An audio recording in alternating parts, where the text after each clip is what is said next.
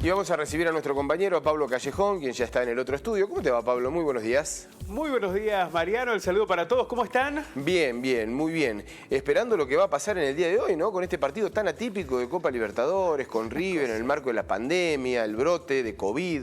Impresionante, increíble. Yo la verdad que no entiendo de normas, de reglas. Usted me puede apuntalar mejor en ese sentido. Entiendo que además las reglas deben ser las mismas para todos y cuando se imponen se deben respetar. Algo que difícilmente podría coincidir con la historia de la Conmebol, ¿no? Porque si hay algo que ha sucedido en el fútbol sudamericano, argentino, es que las reglas pasan a formar parte de la... Está bien, pero cuando se cumplen está bien.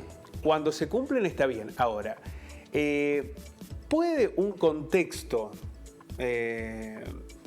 futbolístico estar por encima del contexto mismo de la pandemia? Claro, es que yo creo que hay dos discusiones que son distintas, digamos. Terminan confluyendo, que es en el espectáculo deportivo, pero una es si se tiene que jugar, si está en condiciones el contexto para jugar, si tiene que imperar esta situación del negocio en el marco de la pandemia.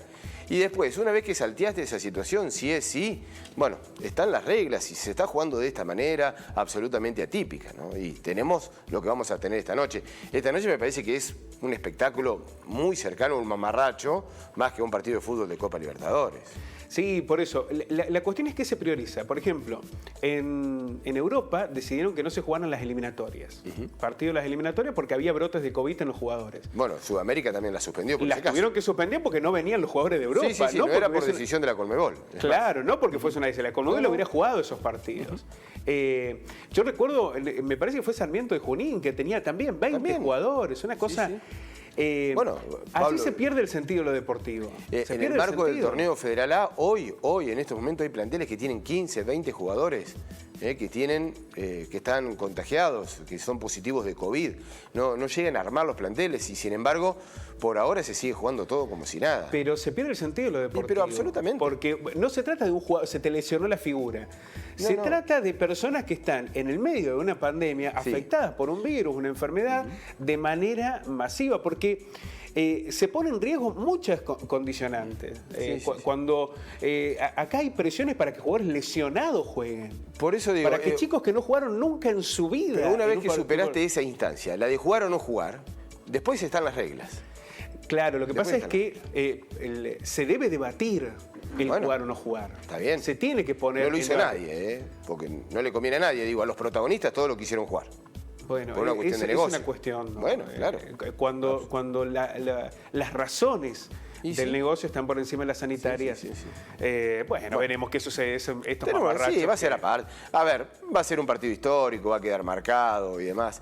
Pero también hay que ponerlo en ese marco, ¿no? En el marco de la pandemia, en el marco de cómo se está jugando en este momento y si vale la pena, si es necesario jugar de esta manera. Pero la verdad que ese es el debate. Es un mamarracho. Bueno, pero más allá de lo futbolístico... Lo ve bien a Enzo Pérez en el arco. Lo ve bien a Enzo Pérez en el arco. Pero Enzo Pérez está lesionado. Yo la verdad que no sé cómo atajar a Enzo Pérez. Es una contractura, digamos. Pero está lesionado. En cualquier otra circunstancia, un jugador lesionado con una contractura, ¿estaría en un campo de juego? Sí. No, indudablemente. En otro contexto, tal vez Enzo Pérez lo vea desde afuera, obviamente. Claro, hasta ayer se hablaba sobre si Pinola iba a jugar. Yo no sé si juega Pinola.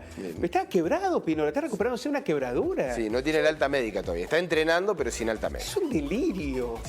Pero bueno. Digamos, que no se contemple eso como una prioridad sobre cualquier otra circunstancia. Bueno, sí, tiene que ver con eso. Sí. Pero vamos a dar una vuelta de página, vamos a hablar de lo que está relacionado con los datos que se dieron ayer a conocer en el INDEC. En el medio de la pandemia, la pobreza está directamente vinculada con los alimentos. Ustedes han hablado mucho de lo que es... Inflación, alimento, canasta básica, ¿no? Inflación, alimento, canasta básica. Ayer el presidente anunció lo del freno en las exportaciones de la carne. No sé si es una medida efectiva, la verdad que no lo sé. Uno dice, bueno, algo tienen que hacer porque el precio de la carne se ha ido a cifras realmente imposibles de pagar para una mayoría de los argentinos, sobre todo de asalariados y de personas que están en el umbral de la pobreza por debajo o bien en la indigencia. Ahora, hay dos cuestiones que inmediatamente aparecen. Primero que, insisto, no sé si va a ser una medida efectiva. No lo fue en su momento. No lo fue en su momento, pero además se llega muy tarde, pero muy tarde. Ya aumentó casi el 100% la carne. Sí. Ya hoy es imposible. Y lo que hay que empezar a medir es la efectividad. A ver, dentro de un mes, ¿bajó la carne? Eso tenemos que preguntarnos, porque los precios cuidados en algún momento se midieron por la efectividad. Es que yo no recuerdo, Pablo, de que haya bajado algún alimento, salvo los estacionales. Pero digamos, ninguno. con frutas, verduras, que vos decís, bueno, son de estación, pero después, el combustible con el dólar por el piso nunca baja. Los alimentos que han subido como la carne después nunca bajaron de precio. Bueno, los precios cuidados en algún momento fueron alguna respuesta. De hecho, hasta el propio Macri las utilizó. Hoy evidentemente no las son. Hoy evidentemente no lo son. Entonces, hay determinadas medidas que en algún momento pueden ser efectivas y en otros no. Hay medidas que pueden ser un mecanismo de presión para los sectores concentrados en determinado momento y en determinado momento no. Hoy la realidad es que estamos devastados en el salario, en la posibilidad de comprar alimentos. Es una medida que veremos si es o no efectiva, que no lo fue en su momento, pero que evidentemente llega tarde. Sí. Llega cuando ya aumentó casi un 100% la carne. Y hablábamos, vos lo mencionabas, frente de conflictos que tiene el gobierno. Habría otro más. Muchísimos, muchísimos, porque además hay una preocupación de, digo, que no está relacionada con los sectores corporativos del campo, sino con aquellos que están en los sectores productivos del campo, que te dicen, y bueno, pero nosotros nos comprometimos con el exterior. ¿Vos sabés lo difícil que es ganar mercado y después tener que decirle al comprador que no le vamos a vender? Lo compra en otro lado y después tener que volver a ganar ese mercado. ¿Y qué pasa con los empleados? ¿Qué pasa con los frigoríficos?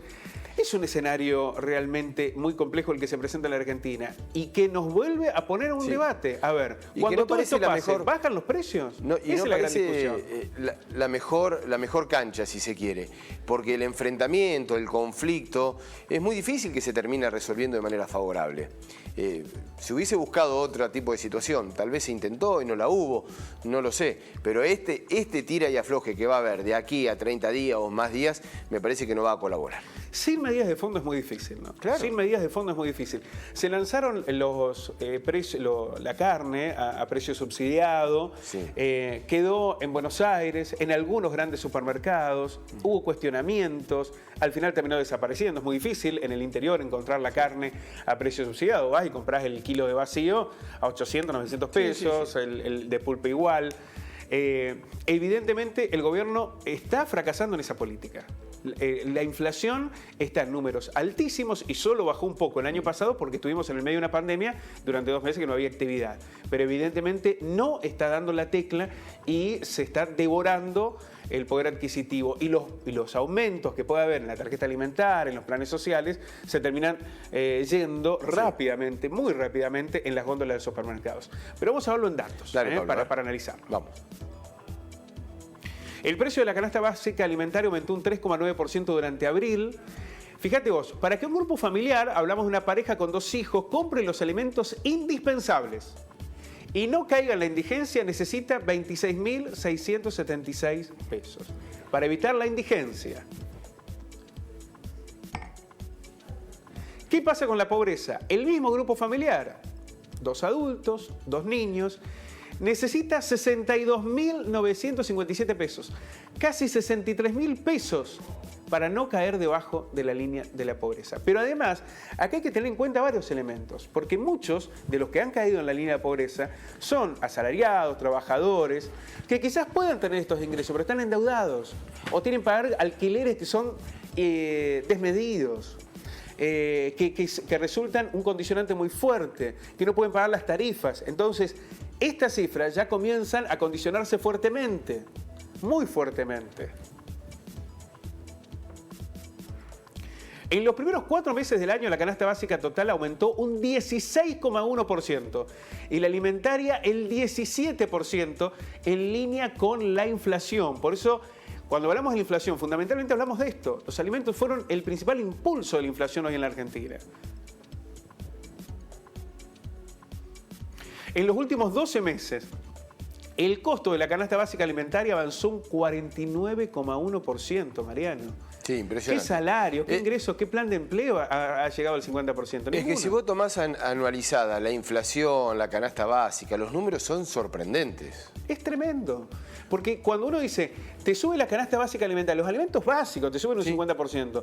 ¿A quién le subió el sueldo un 50%? Y eso no es costo de vida, es alimentación. Alimentos. Es lo indispensable para comer todos los días. Un 50%. No hay sector en la Argentina que haya tenido un aumento salvo alguno en particular. Pero el 90% está por debajo de esas cifras. Es tremendo el impacto que tienen los alimentos en la vida de los argentinos. La inflación alcanzó en el primer cuatrimestre del año un 17,6%, con un alza del 18,7% en el rubro alimentos y bebidas. Alimentos y bebidas un 18,7%. Este escenario nos plantea la principal preocupación hoy que tiene el país, ¿no? Porque acá es donde empieza a jugar la posibilidad de comer todos los días, de tener una cena caliente. Pero, Pablo, de muchos argentinos que no llegan. No. Y es cierto eso, hay muchos argentinos que no llegan. Y la otra es la frase que uno escucha habitualmente cuando hace las distintas coberturas, cuando está charlando con la gente, hasta con la familia, con amigos. Es imposible ir al súper. Hoy por hoy es imposible, ya no alcanza. Ya absolutamente... Y con esto la calidad de vida, vos empezás a comprar distintos tipos de alimentos, se consumen más harinas... se alimenta peor, se gasta más, claro, se gasta más y se alimenta peor. Efectivamente, entonces vos perdés también calidad de vida. Seguro. Esta es la principal preocupación de la Argentina hoy. Hace poco hicimos un informe, una nota con la malnutrición de los argentinos. Claro. El porcentaje es absolutamente alto y sobre todo obviamente al niños, ¿no? Que es lo más preocupante. Uno podría decir, bueno, si esto es efectivo, si frenar la exportación de la carne termina siendo efectivo, bueno, el gobierno habrá ganado una batalla. Ahora, yo tengo mis serias dudas de que esto ocurra. Y dentro de un mes vamos a tener que poner sobre la mesa. Lo que sí está claro es que, más allá de lo que resulte la medida dentro de un mes, es evidente que se ha llegado muy tarde, que hoy la situación es crítica para una gran mayoría de los argentinos. Pablo, un fuerte abrazo. Abrazo grande, nos encontramos mañana. Nos encontramos mañana. Chau, chau. Hasta luego.